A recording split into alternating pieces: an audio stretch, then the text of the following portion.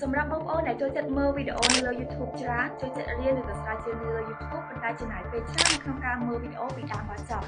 ខ្ញុំនឹងប្រាប់ AI មួយដែលបងប្អូនទាំងអស់គ្នាអាចធ្វើការ generate វីដេអូ load ទាំងអស់នោះមកជា script វិញដែលយើងអាចធ្វើការសង្ខេបនិងស្រួលយល់មែនទែនក្នុងរយៈពេលខ្លីអញ្ចឹងចង់ដឹងអត់តោះទៅទស្សនាជាមួយខ្ញុំទៅដំបូងឡើយបងប្អូនអ្នកគ្នាចូលមកកាន់ website Thami AI ហើយយើងធ្វើការ sign up account បន្ទាប់មកទៀតយើងជ្រើសរើស email ណាមួយដើម្បីយកមកប្រើប្រាស់ហើយបន្ទាប់ពីខ្ញុំធ្វើការ select email ដែលខ្ញុំយកមកប្រើប្រាស់រួចរាល់ហើយខ្ញុំចុចពាក្យថាបន្តទៀតបន្ទាប់ពីបងប្អូនអ្នកគ្នា continue រួចវានឹងលោតមកផ្ទាំងបែបនេះបងប្អូនអ្នកគ្នាគ្រាន់តែ copy link វីដេអូ YouTube ណាមួយផាសនៅកន្លែងនេះបន្ទាប់មកទៀតយើងធ្វើការចុចលើប៊ូតុង Q ដែលមានពាក្យថា basic summary បន្ទាប់មកវានឹងធ្វើការ summary វីដេអូ YouTube របស់យើងមកជាទម្រង់ script ដែលវាប្រាប់ពីនីតិឬក៏សង្ខេបជាសំណួរចម្លើយដែលងាយស្រួលយល់ហើយនឹងចំណេញពេលវេលាសម្រាប់យើង